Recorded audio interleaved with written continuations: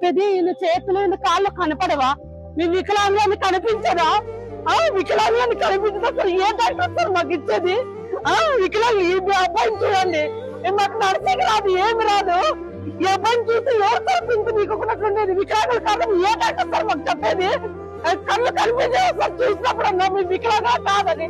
200 pension నుంచి 3 ఏళ్ళలో చిన్నపిల్లలు అప్పుడే మాకు వికలాంగత్వం వచ్చింది.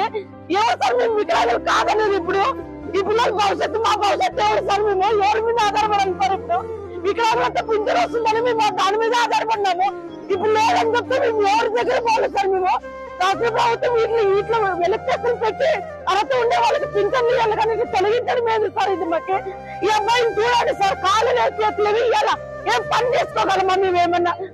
తండ్రి తల్లిదండ్రులు పింఛన్ మీద బతుకుతున్నాము. మేము ఎట్లా సార్ బతకాల్సినది? ఇప్పుడు ఆ పింఛన్ తీసేస్తున్నారు, మాకు కాళ్ళు లేవని చెప్పినారు. అయితే ఉద్యోగాలు ఇస్తారా మాకు ఏమన్నా? మేము ఏమన్నా ఉద్యోగాలు ఒక సీట్లో కూర్చొని పని చేస్తామా? అట్లనే ఇవ్వండి సార్, ఒక జీతం ఇవ్వండి మాకు. పింఛన్లు తీసేసి ఈ రకంగా ఈ విధంగా చేస్తే మేము ఎవరిని అడగల? ఎవరిని అడగాలి సార్? మీకు దయచేసి విలేకరులకి అందరికీ దయచేసి అడుగుతున్నాం సార్, మా పింఛన్లు మాకు వచ్చేటట్లు చేయండి సార్. వెలికేసులు పెట్టినారు, ఇట్లా చూస్తేనే వికలాంగులని తెలుస్తుంది కదా సార్. వీళ్ళు వికలాంగులు కదండి, ఏ డాక్టర్ సార్ మాకు ఇచ్చేది ఇట్లా?